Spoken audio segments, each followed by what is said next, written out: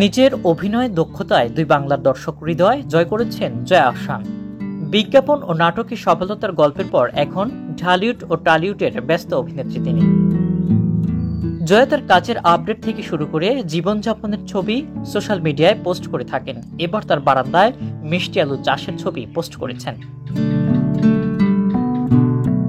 8 জুলাই নিজের ফেসবুক দেয়ালে ছবিগুলো পোস্ট করেন জয়া। সেখানে ছবিতে দেখা যায় অলিভ গ্রিন কালারের শাড়ি পরে বারান্দায় ডালা হাতে মিষ্টি আলু নিয়ে দাঁড়িয়ে আছেন জয়া। ছবির ক্যাপশনে তিনি লিখেছেন, মাটি খনন করে মিষ্টি আলু তোলা সবসময় একটি দুঃসাহসিক কাজ। আমার ছোট্ট বারান্দার চাষ করা মিষ্টি আলু।